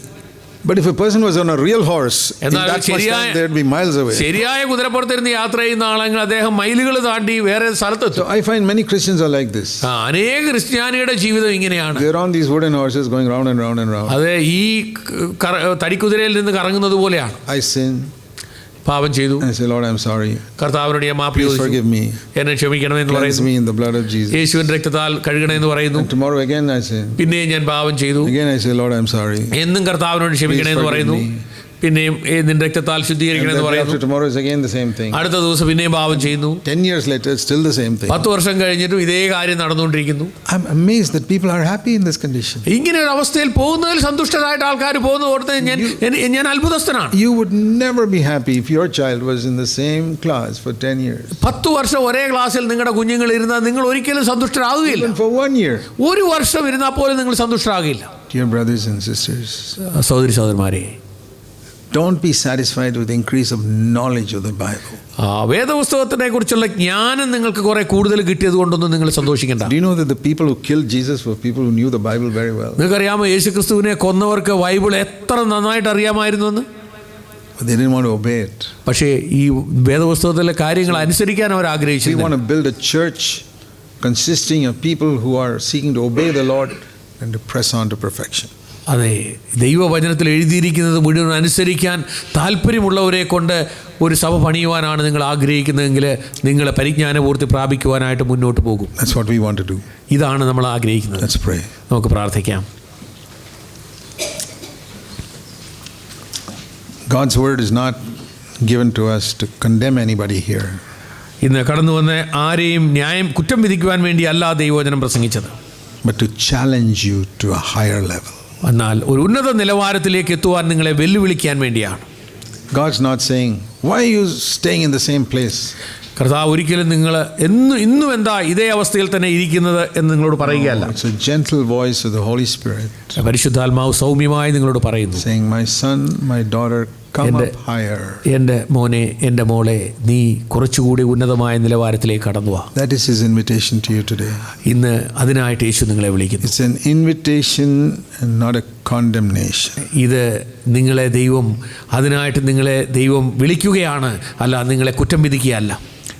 Heavenly Father, സ്വർഗീയ പിതാവേ, please help everybody here ഇവിടെയുള്ള എല്ലാവരെയും സഹായിക്കണമേ, to be what you want us to be. കർത്താവെ, അങ്ങ് ആഗ്രഹിക്കുന്ന അളവിലായി തീരുവാൻ ഞങ്ങൾ ആഗ്രഹിക്കുന്നു. We pray in Jesus' name. യേശുവിൻ്റെ നാമത്തിൽ ഞങ്ങൾ പ്രാർത്ഥിക്കുന്നു.